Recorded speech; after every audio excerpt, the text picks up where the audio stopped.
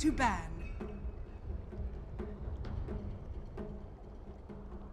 Hello guys and welcome, we're here for our first best of 3 of the day. Vega Squadron against Team Liquid fighting it out in the group stages for ESL One Frankfurt 2016. It's the third one, we've got through 3 so far. And honestly, I can't wait to get myself down to Frankfurt to see this all in person. But we're here casting games. Moppax is joining me as the draft progresses. He gets itself to a pretty tasty point there. Look at these bans come out. Moppax, what do you think? I mean, this is just like some vanilla major Dota, some 6.87 Dota. It's new, it's fresh, we've never seen these heroes banned before. Not expecting too much, right? I mean, 6.88, not a big deal. A little bit of shifts, a little bit of tweaks, perhaps. We'll see, of course, in the coming days, if anything did make a big enough change to perhaps shift things up, but I don't think we were quite done with 6.87 anyway, so I think it's a good thing that we haven't fully changed into something else. I think there's a lot of unexplored heroes, like Elder Titan, especially someone really huge for me that I'm hoping to see more of this tournament. Ricky made a giant run at the middle major as well as kind of this pseudo bounty hunter replacement, so I'd really like to see teams experimenting more with that. We saw OG's little like Magnus Elder Titan. I mean, that was something that was just worked so incredibly well in that game that I'm hoping more teams kind of capitalize on that stuff. A few more niche picks, you know? Oh, we do also have to talk about the stand-in here for Liquid. Fata is not available. I believe he's feeling a little bit ill. I'm not exactly sure what the reasons are, but Heen is standing in for him. And I'm wondering actually how they switch up the roles. Does Heen go to mid? Do they switch mind control into like safe lane? Matulman switches mid? Because it's going to be this kind of interesting dynamic to see how they play themselves around the fact they don't have Fata with them. Like, do you think this is going to be massively detrimental to Liquid, or do you think they still stand strong against Vega? It can be hard to tell, right? It really does come down to some of those roles too, and not to, of course, you know, this is in no way disrespectful to Fata or anything, but he's like someone who plays more of those standard mid, so it's really going to matter. Like, if he goes mid, that would actually, to me, almost be the least worrisome in some ways, because they run like Dragon Knight, they run Death Prophet a lot. It's not so much a mid-focused team in the way that you look at someone like DC, who are always there, create all this space for Weehaw. Like, they want him to become a god, they want him to carry this team to victory. Fata's much more of a stable player in a lot of ways, to make almost that same space for Mahama Man, right, on his Ursa or something along those lines. Mm-hmm. So, I'll be very excited to see snagging up, you know, what roles here. Yeah, I think we might have a situation kind of similar to Mikasa, you know, for VGR back at, was it Starladder? Starladder or was it WePlay? Whichever one they had. Starladder. It was Starladder, right? Yeah. They had Mikasa standing in, and you know they kind of played around Mikasa and made sure that he, you know, got a decent enough start. They didn't care about his kind of laning phase, but the sort of start to the mid game is what they really kind of tempted him into and got him rolling through that one. I wouldn't be surprised just to see the kind of wheels in motion set by Kuroki in the draft to allow and enable Heen. And these heroes are already very good at chasing people down. Disruptor and Slardar with a sprint and glimpse. It's kind of indicative of them wanting to play this hit and run game where maybe they can play a bit defensively around tier 1s. But if Vega overextend even a little bit, they've got an aggressive team already, you know, swaps and stuns out from the Beastmaster Roar. But if you overstep your bounds a little too much, Slardar and Disruptor are already 2 picks into the draft, heroes that can punish you heavily. Yeah, and we all know Liquid, I mean, things haven't really changed that much for them since Shanghai. It was, coming into Shanghai, they were one of the teams that was really pioneering things like Kuroki Jungle. Like, remember, he had the Bat Rider and he had the Juggernaut. But as the group stages progressed way back at Shanghai, and they started moving to the main event, that's when this whole, like, push element really came into the fore. Liquid were just kind of like, alright, we've been holding on to this for a while, maybe. Like, I don't know if this is what they've just always been running, but it was time for Lycan. And he left in the pool right now. The Death Prophet's still left in the pool right now. Doom still left in the pool right now.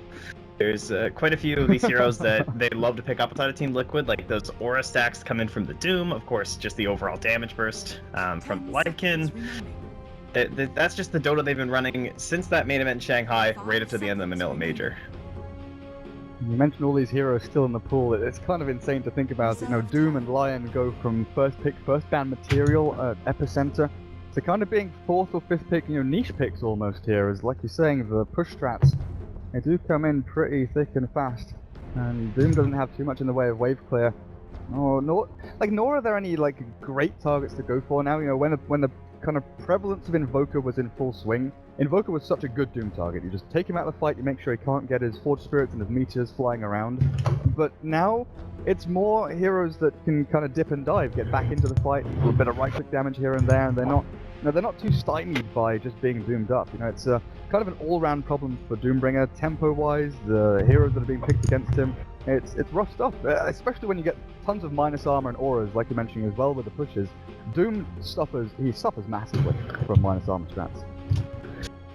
Yeah, I just keep looking at all these heroes too, apart from just the Doom and the Lion. Maybe it's because Noob's not here, right? He gets banned. Now there we go, I like that. I really like that. I mean, you know if you leave that thing in Liquid's gonna be stacking up at least 6, you've got to imagine, right? So, grabbing up to pair with your Beastmaster and Venge, and no disservice here to Vega Squadron. We haven't spent that much time talking about them simply because they haven't been showing up to all these big events, right? I mean, they were doing the qualifiers for Nanyang, they were doing the qualifiers for Star Series. They haven't made their way into a lane for quite a while, so qualifying for this one was a really huge step for them. And we'll see. I like that Tidehunter pick too. Well, I think that's something that's if Vega ever want to mix it up and throw this in the 4-role Beastmaster, not that I don't think I've seen them do that. They're more about the 4-role Axe they've done before. Yeah. I don't know, man. There's still some of those other niche picks left in the pool as well. Does this shove the Slardar then into the hands of Matumbaman and Mind Control plays the Tide, or is this even potentially a Tide mid that they could look for? Because Tide. I think you need the matchup first. Yeah, true. Could, but I mean, we've seen Newbie run it from Moo. They've done it. If you see the Dragon Knight come out or something, you're just yep, we can run a Tide mid. Let's do it. We'll just throw them on in there. But if Vega goes Death Prophet or something here, if they want to take a few notes out of the Liquid book when it comes to this push trial, but Death Prophet or DK, and maybe that's kind of the minus Tidehunter pick, is that is a potential there with those two heavy push mids still left in the pool. There's still even Alchemist. There's still Terrorblade. Made a big showing. I feel like these are all these heroes that tend to get banned out in the sec phase. They're just getting squished aside because of these things like the Drow Ranger no one wants to have to deal with if you pick the bench up first, and then that Ricky Bounty duo. Well, the AA picked up by Vega Squadron maybe gonna throw a wrench in the works for Team Liquid's plans of hit and run with their Tidehunter being able to maybe push into these towers with an early mech up on him. And AA, as long as he can get 6, and we've seen Liquid, especially with your Lone Druids and your Lycans, AA sits in lane for a little bit, gets his level 6 at an early point, while your Lycan goes to the jungle and gets his Vlad's Medallion Necrobook, whichever route he goes for. And as soon as you get that Ice Blast up and running, with a Beastmaster Roar and the setup stuns from Vengeful Spirit as well as that swap, you could go looking for kills with very few heroes. You've got that global potential just to find someone catch and kill. But Team Liquid, they don't have a saving hero right here. They've got Disrupted Tide Slardar, they've got lots of kind of aggressive or counter-initiation heroes, which is great, but they don't have that Tusk. They don't have that Dazzle or something along those lines to, keep people alive for that little bit longer, hold them away from maybe the raw duration that Vega has to throw out here. The other thing is they typically run those for Kuro as well, of course, right? Those are going to be your 5-role heroes, and they already have the Disruptor, so we're more looking towards one of those Jerax heroes, something he can get aggressive on, as you're talking about. Yeah, the Tusk is one of his heroes, I guess, but okay, now we're talking. That's the saving hero. I'm looking for a saving hero, and geez, Sirac Slacks would be happy right now because that is the saving hero. Does that mean we're getting a Slark, or are we getting a Weaver for Team Liquid? So I feel like one of these here, they banned the PA immediately. I mean, that's a classic, right? This is getting more than that, some evasion being added on there, but those are really the only two heroes that lately we've even seen Matumbaman playing. Team Liquid's turn to what is he gonna go for? Oh, I guess he's going for the Slardar, right? We're taking the mid lane now. So they banned out the Invoker themselves. I was kind of picturing the Slardar potential to add on to that as well with the Disruptors, so. Okay. The Lone Druid. They do go for Lone Druid. I mean, that's something that we kind of tagged up and were maybe expecting a little bit earlier on, but I'm super interested to see who plays what. Because that's usually Fata, right? He played in their last game the Lone Druid. That's either Fata or Matumbaman. I know Matu can play it safe lane Lone Druid. So, do they put Matu mid Lone Druid, safe lane Slardar, off lane Tide? We'll see what they do when they do it. I think Team Liquid is the best way to look at things, while Vega Squadron off lane Beastmaster for Mag, AA and Venge as their 2 supports, Lycan, safe lane or mid. I mean, you could look at either one of those for the Lycan. He's difficult to kill towards the mid lane, and he's very good at getting the CS in. But what do you need here to Vega? Apparently, you need a Tinker. Yeah, that is a pretty tough spot to be in, right? Because I don't know if you can commit really beefy heroes and you start to think about things like the percent-based damage, which does bring to mind things like the Death Prophet, especially with the Lone Druid. Tristan does pretty well. Lifestealer gets banned all the time now first, so it's getting harder and harder to try and punish these tanky heroes, but instead they're just going to try and use these other 4 heroes to kind of, like, you know, create that space for Tinker. I mean, look at the split push potential. Eventual Spirit, one of the best supports to help out with split pushing, as well as Ancient Apparition, but it's a Beastmaster, and I like it. Like, these guys can just pop out on a lane, pop their Necros, push halfway across the map, and on before you even have a chance to really respond to it. In traditional styles, Liquid, you gotta imagine they're gonna be grouping up quite a bit, especially with an Omni on their side. So, I gotta say, I find this a little bit risky from Vega Squadron, because if there's anyone that you want to try and punish with these sort of tactics around on the map and map mobility and everything like that, you're going up against a team that has made it extremely deep in the last 2 majors. You gotta imagine they're gonna have some good plans to deal with this.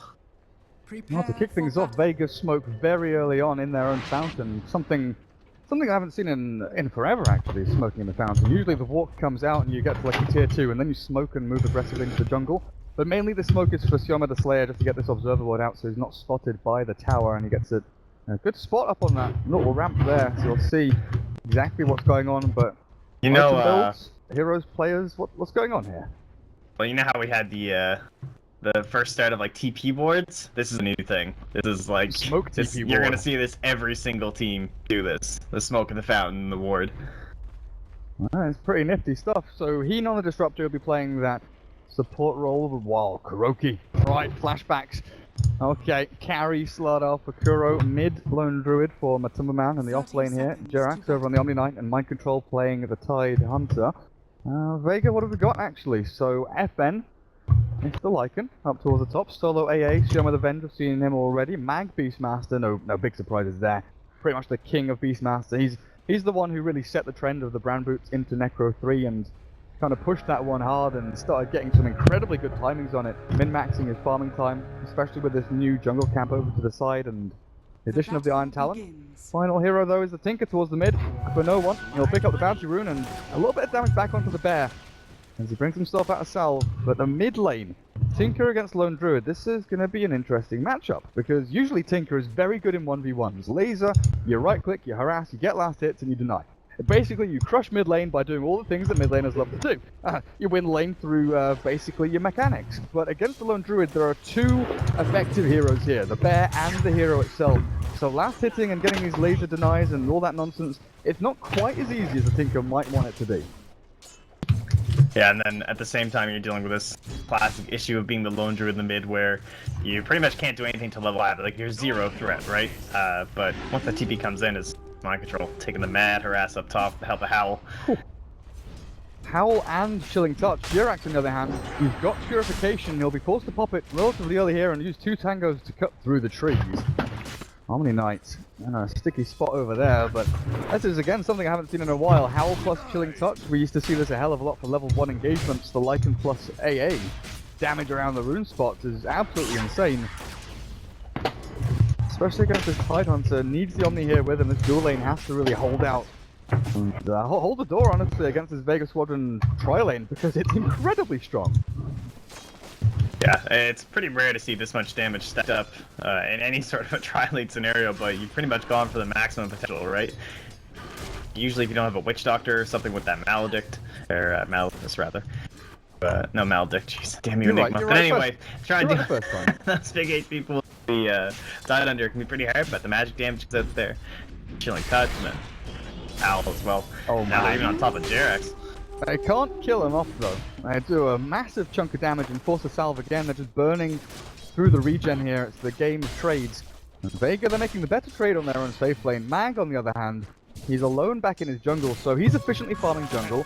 Their tri-lane is winning against the dual lane here of the Radiant. Liquid, are they actually winning any lanes here? But bottom is like it's a free lane. They're not really... they're winning the lane by default, right? Kuroki's just like, okay, I've got 3 last hits, but he's still behind the Tinker, behind the Beastmaster, who are starting to race ahead in terms of CS.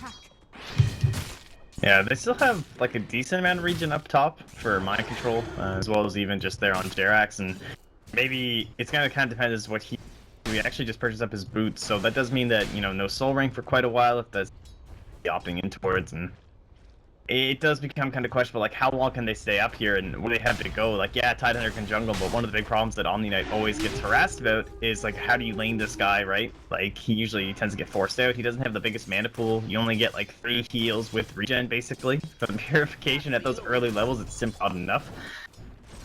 Most part, he's just kind of like saving mana and probably gonna have to spam out repels saves. Well, Mag is winning his jungle. He's iron taloning through pretty nicely in here. I'm just wondering though. Oh dear. Tinker gets the first blood at mids. I mean, top lane, they're playing aggressively into this Tidehunter, but do you catch what happened there? Rocket's level 2, Laser level 2, Matuma Man a little bit too big for his britches. Yeah, knowing no one, it's probably just the whole save your skill points until you whittle them down long enough, go, yep, I can get the kill, this will be worth it, and you go for your 2-2, right? Worry about the marches later. Seen some Tinkers lately as the hero rises back, his mind control, wow, man, he's going in deep. I guess he knows he needs this arm, but a little bit risky. He's got Omni behind him. Like some Tinkers, if you don't see the kill touch, you can just 1-1-3 or something like that and maximize your farm potential. That's been coming out quite a bit lately, but this is still the more common one. Want like the 2-2-2, enough to threaten the Matuma Man, and now that he's got a level advantage, he can also just start spamming machines. I'm super paranoid about this. I'm super paranoid about this mid lane now. Matuma Man dying there. He's just getting spammed with the lasers under this tower, so it's even more difficult for him to get last hits. He doesn't have his bear for a while, still on cooldown for 35 seconds, which is it's a huge deal for him, honestly. This lone druid without his bear. No one. He's off to an amazing start with his bottle, his soul ring like he's saying. Now with an arcane rune, he can just keep on controlling this up and get even faster into the soul ring BOTs. And at that point, you know, Tinker, once he gets up and running, we're looking at Liquid here, and they've got a good couple of ways to deal with him, right? There's the Glimpse to try and stop him, Static Storm is great to stop him blinking around, and with the Slardar having the Blink Crush available, you know, around 15 or so minutes, then they can chase him around the map. But they need the vision as well. And they don't have a vision giver. They don't have this Beastmaster. They don't have someone who can fly hawks around the map or get in deep with these observer wards. They're, like you pointed out during the draft, they're kind of a 5-man lineup. They'll group up, they'll pressure towers, and they'll look for the chase. But Tinker isn't about the chase. He's about splitting the map and farming the opposite side to wherever you are. Yeah, and Tinker, one of those heroes that kind of gets brought out in that 5th pick, almost going into his own like second phase ban, deserving right at these days anyway. There's no other hero trying to track him down the mid, so close, but early level disruptor, of course, not quite and there. In the meantime, while they're chasing mid, top lane gets killed off. Jirax, now the first roar of the game there. Mag finds it, and of course there are 2 kills, and I missed both of them. Bloody useless. Absolutely bloody useless, and tower does drop. Slardar will pick that one up, and he's not rushing the Blink Dagger here, Moppack. He's going to go for the armor build. Something that QO made kind of popular. Go for this armor, you're tanky, there's a beefy brawler up in the front lines. Kuroki's going to be heading into that one. I mean, it's going to be pretty good. It's a decent farming item, incremental, allows you to lane a lot better. But do you not feel that he needs to blink a little bit faster here to set the tempo? I feel like they're just going to have to go with the whole, like, walk up in a building themselves, because if you only have slider, you're not right. You're still trying to make it in the end for a radiance on Matuma Man. That's true. That is very true, actually. This lone druid, much to be desired in terms of farm. To pick up the pace and get himself up and running. Oh, Vega, on the other hand, you know, you look at their hero levels, they're looking pretty sweet right now. 3 heroes in the top 4. Slardar is at the top, but Mag is bossing himself through the jungle. Necro books after Tranquil Boots, not going to be too far away at this point.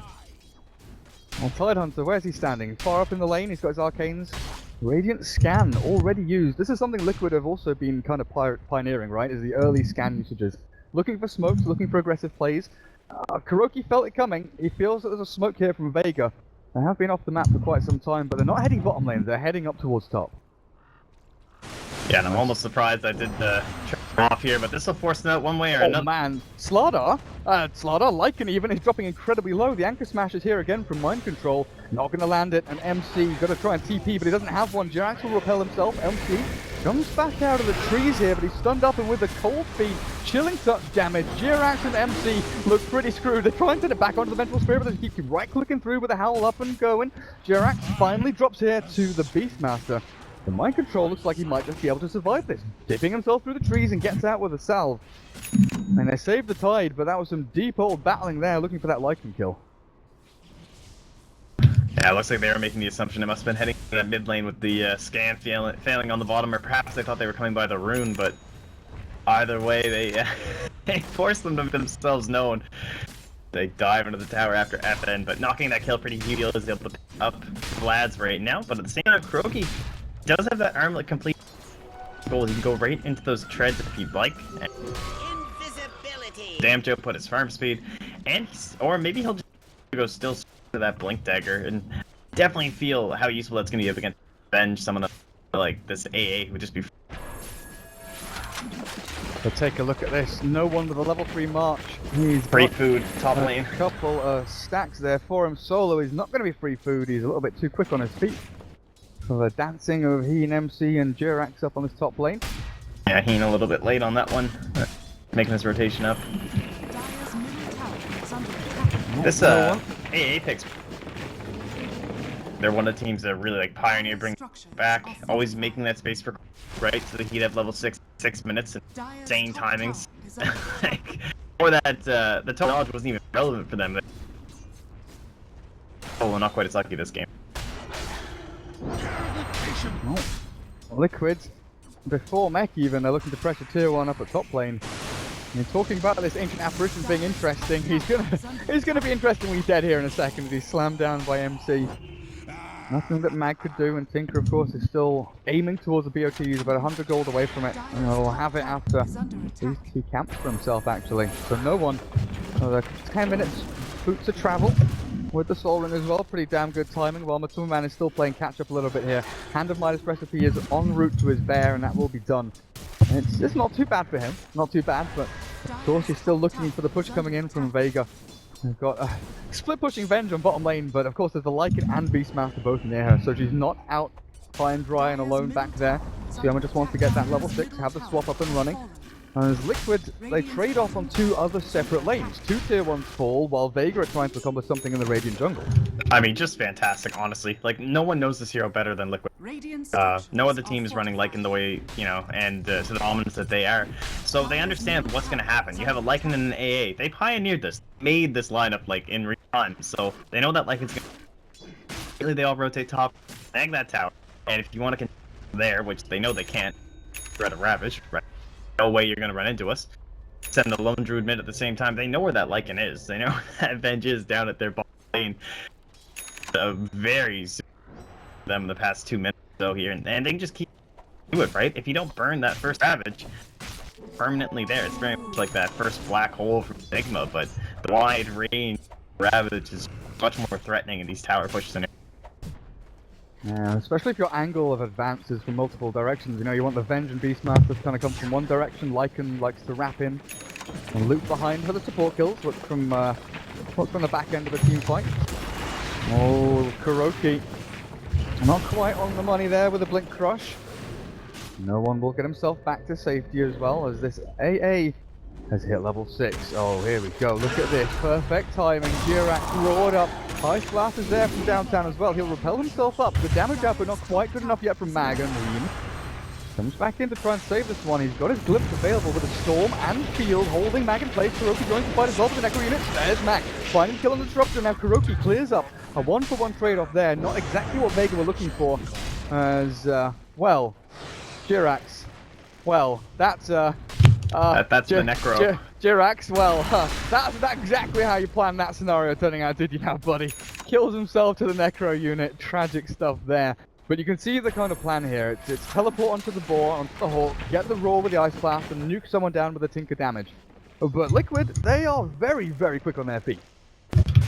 Yeah, this is pretty nice, and Liquid both whip it out, and also you've seen ban it up against. It's gonna assume that it's Scrims, considering it hasn't made like big appearances in actual games. But yeah, this 3-3-0-0 build, this is something Omni Knights be going here actually does get picked, and right, look at the duration of Frostbite. It's only 8 seconds at level 1, like already having that into 3-point repel, the full 10 seconds to get that shatter, they don't get it right away. So as long as you can survive the roar, or whoever that Jirax is targeting can survive the roar, and keep you alive, despite the very common occurrence of AA just kind of giving you that black mark on your hand of like, yeah, later. Yeah, later. Absolutely. Well, MC has the mech. Push should be coming soon. Jirax is still lacking on the items himself though, but probably looks for the arcanes into Ethelend, something along those lines. As Matumba Man. Interesting that he's got some raindrops of his own. We've seen a lot on your Dragon Knights and heroes like that, but I guess on a lone druid, your effective HP, pretty nice. The mana regen you get from it, don't have to go for the Bassi. I've seen like Wind Lakes is coming out now too. I mean, got so many slots up the bear anyway. To get those value items. Yeah, of course. Let's get like Orb of Venom, Blightstone, Windlace, as well as getting a kill on the Vengeful Spirit. And might look for no one here, but it's a little bit too far back. Kuroki is sated with a 1 kill on the Venge. This bear is not very high on the old health though. The HP pool is dropping pretty low there. Jirax, just need him to give it a little bit of a boost to heal it up. Wolfie scouting out as much as he can, but Tier 2 tower dropping low. Glyph is forced down, and Liquid, they will retreat for now at the very least, as the March and Rocket spam comes out of no one, and it's difficult. It's difficult pressuring into top the lane. You got the bash. Radiant's top tower Oh. is under attack. Classic. Tragic stuff for the AA. I was kind of looking towards this mid lane, expecting the turnaround from Vega, but they didn't go for anything. They didn't catch on that Slaughter had left. And even with the AA dying on the top, they still hold back and try and farm themselves through, but they're all split up. The Vengeful Spirit's all alone towards the side here. Microtrol doesn't have a blink though. Catching the Venge, didn't get the gush. Didn't get the catch either. Control around the Roach Pit now for them though, and pushing these two side lanes, or at least bottom lane as well as mid lane. Top lane is already in their favor. Radiant's bottom tower Vega is under seems so hemmed in though. Like Mopax, Yeah. where do they go? Do they have to try and cut through? They're going through the Radiant Jungle now and potentially looking for a wraparound here, but you're wrapping into Static Storm Ravage with the Omni Knight behind them all. Yeah, honestly, you can't take a fight like that unless it's like now. This might give them the opportunity. They're actually gonna here. Radiant's courier has been killed. I saw that. I saw that. I caught it. I saw Mag You got sneaking one. in for the courier kill. I got one, dude. I got First one. kill caught. Yeah, no, I've missed like 3 so far. Kuroki, he gets initiated on here by the Beastmaster, but the storm has dropped and the turnaround is in full force. No one though, with the rocket spam from the high ground. He has got up on this hill and Mag may be saved here, but no.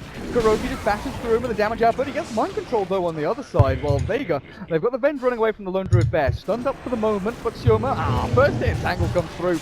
And Sioma the Slayer looks to right to swap back. Look, he's in the light. Kuroki crushes forward though. Now FN, the Lycan, the big bad wolf looking to battle through into this Slaughter, but Armlet toggling is ready for Kuroki. Turns it off, turns it on. No, he doesn't. The Mega Kill is stolen back by the Lycan. Now no one on this Tinker just continues spamming rockets out of the Superman. The Savage Roar pushes them back. No damage forthcoming onto him. Vega though, they win a juicy team fight. Something that honestly I didn't expect them to be able to do.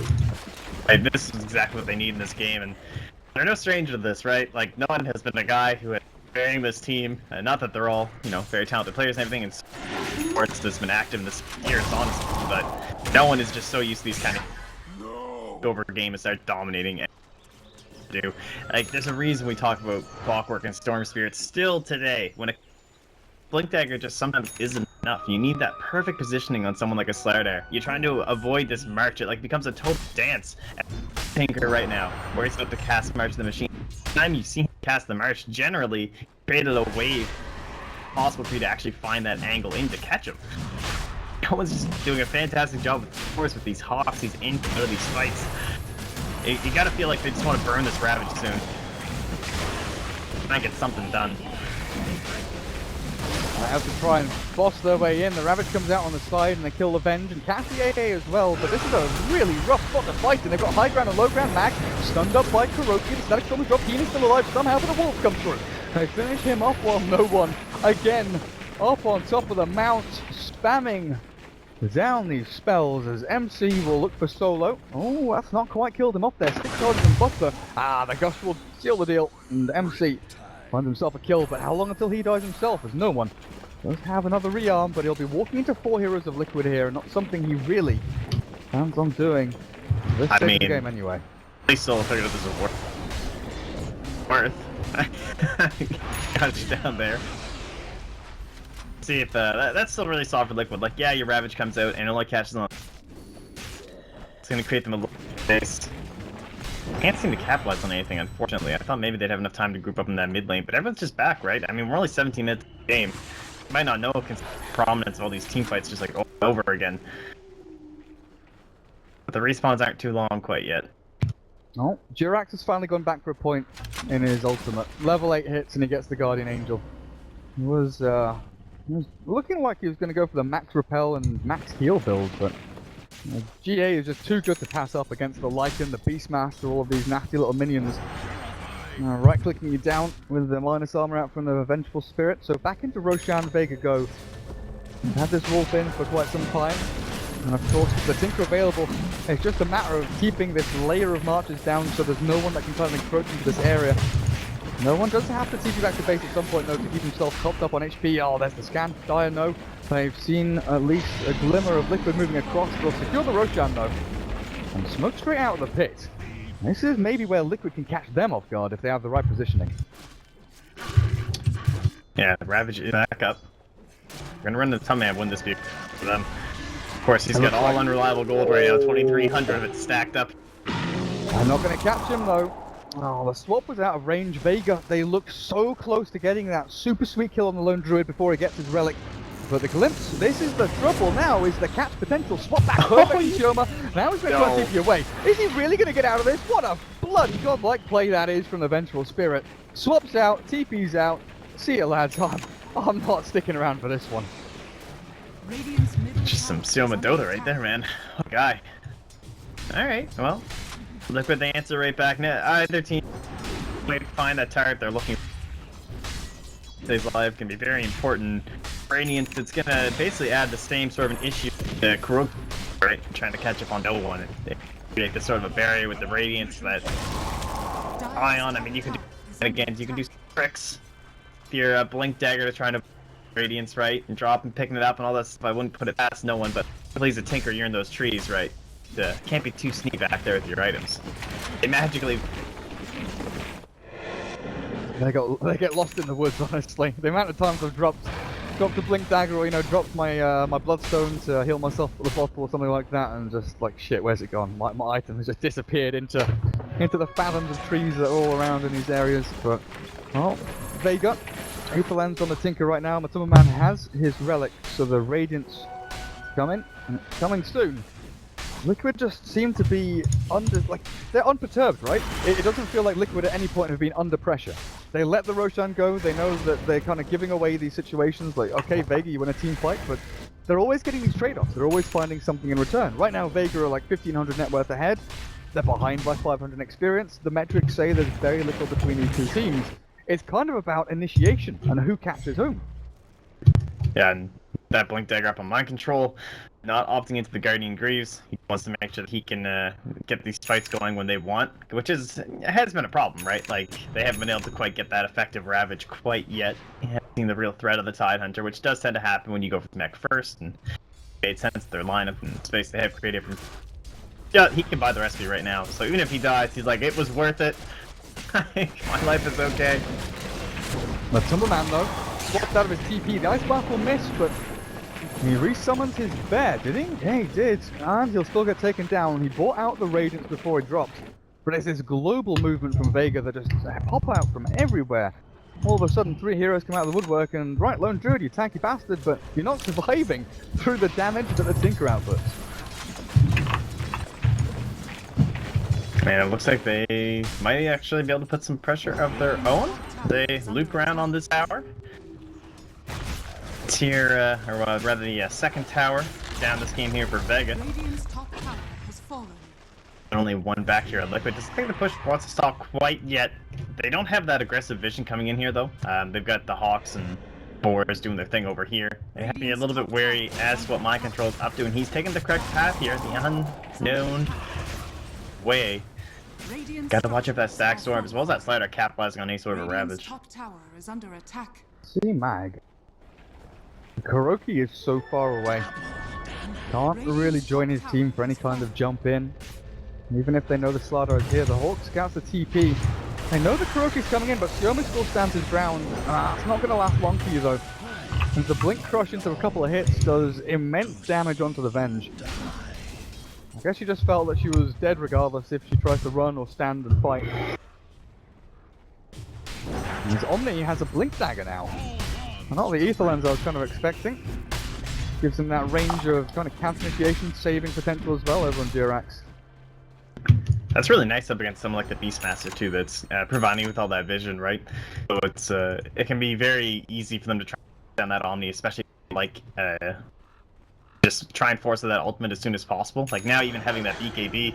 Honestly, overall, the BKB is much more of a defensive item this game against a lot of the heroes on Liquid. You're looking at that Disruptor.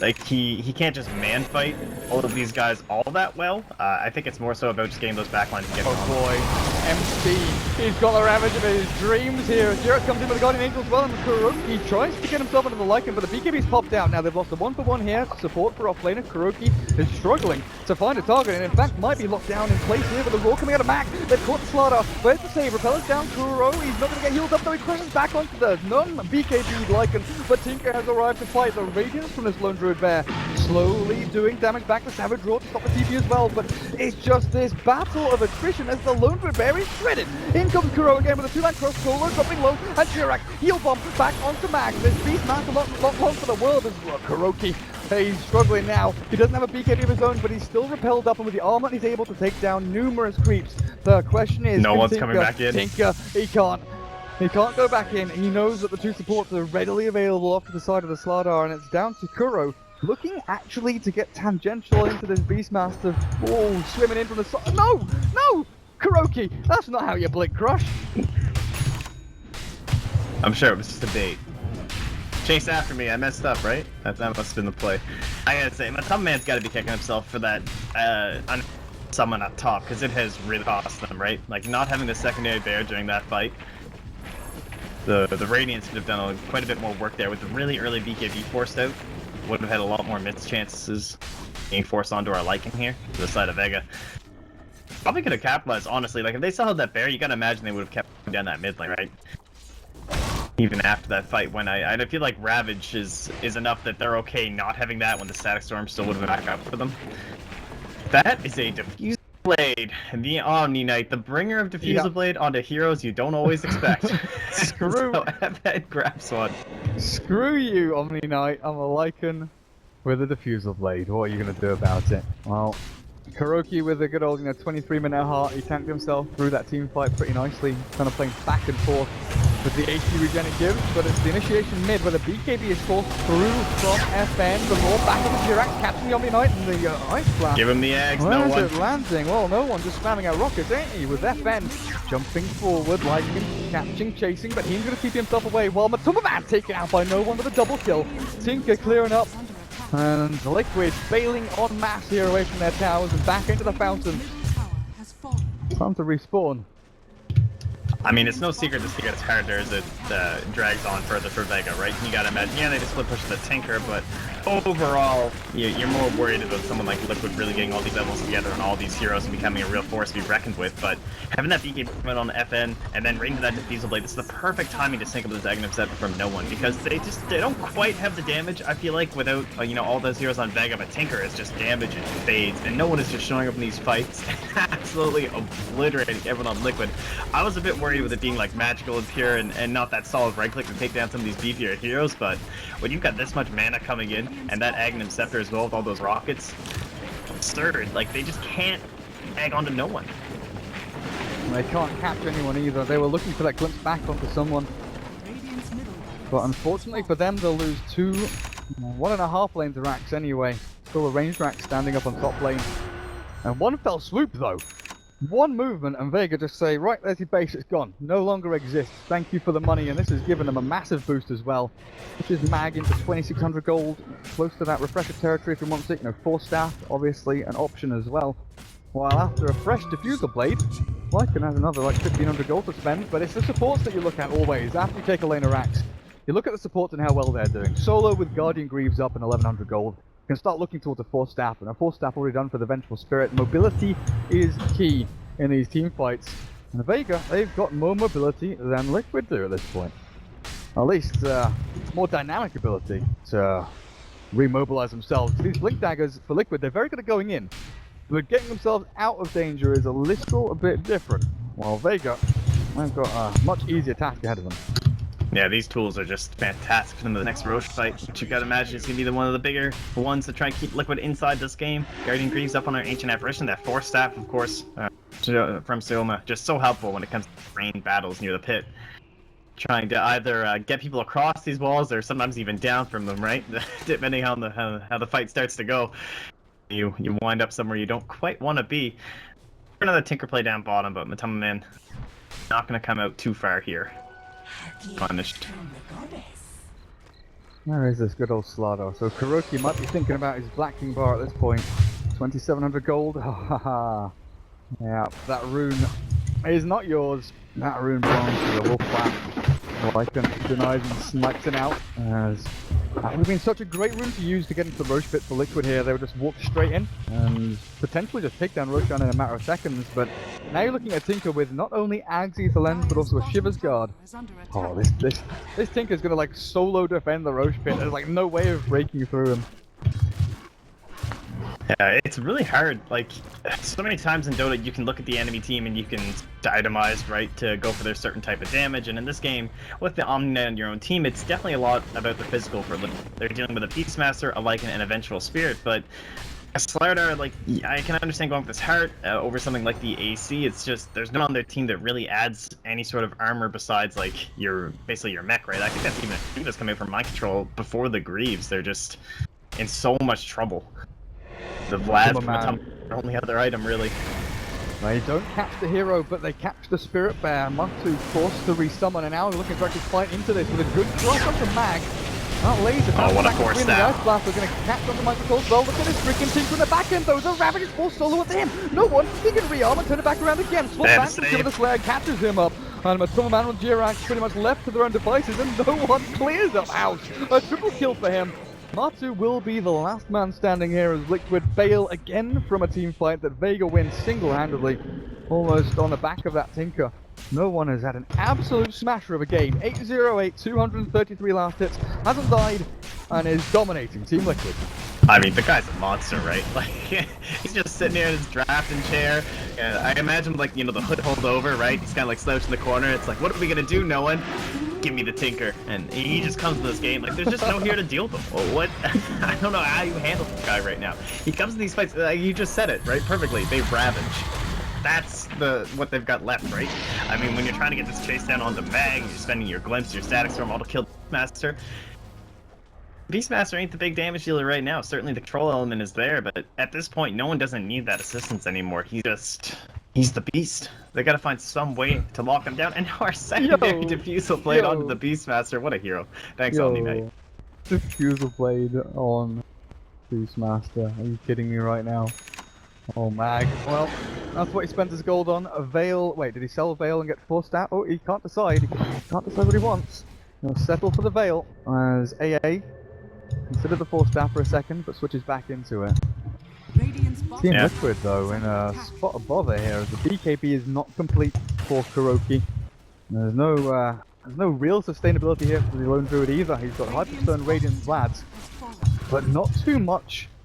An actual way of keeping himself alive through his itemization as Kuroki balls of steel there. He is repelled, but there's still the swap available and Raw from Sioma and Mag. You've got to be worried about that, but he just blink crushes in, doesn't give a damn. I guess they know that they have to slow this push down some way, somehow. And if it takes Kuroki blinking in aggressively like that, then so be it. With a blink in again, the Ice Blast traces over the top of him, but FN drops down to about 2/3 of his life points here as the rockets just keep on flying. If they can keep vision on this high ground, Vega have no trouble whatsoever just breaking tier 3s and finding another lane of racks. The Liquids, they have to hold on. Game 1 of this best of 3 here, of course. It's not all over yet. That third of the Ravage, man. You know, there's no Magnus here. It's really Ravage into Slider, into the Static Storm, so the options are there, but it's going to come to some poor positioning from Vega for the most part. Yeah, coming down to it, and then if they can actually catch up, no one. How do they get in? Look, March, Ice Blast, they're being used as deterrent tools. They're not being used aggressively, per se, but more to stop the encroachment of Liquid into this area that Vega have called their own. This is their zone. I mean, they've almost lost the bear. Yeah, with a BKB from FN, it's like saying that Kuroki, you know, goes in for the back end play on the support. This brought up and held in place, controlled through. And Kuroki, he's 1v3ing here, but he's losing out and he will die. Liquid will buy back on the Slaughter. FN comes low, daddy's home. Now, no one pops up and says, cheers mates, I'll have you, I'll have you, I'll have you. And Kuroki swaps back, potentially into his own death here as the glimpse onto no one doesn't do a damn thing. Kuroki, die back. And Liquid looks like they might tap out any moment now. Jurek will repel himself through, but Vega, they've won this game fair and square. Liquid will call the GG. 13-26, Vega Squadron win game number 1 in 33 minutes. I mean, that's just a fantastic draft and great execution, honestly. Vega, there's not much more to say, right? Like, this is not a foreign draft for Liquid, and you know, I'm not doling out them any excuses. These guys are really good. They have a stand-in, yes, but they of course been at all these top-tier events, so I'm sure that they don't want to be given any excuses either. Running this like Tidehunter, Omni Knight Disruptor Slider, this is very akin to a lot of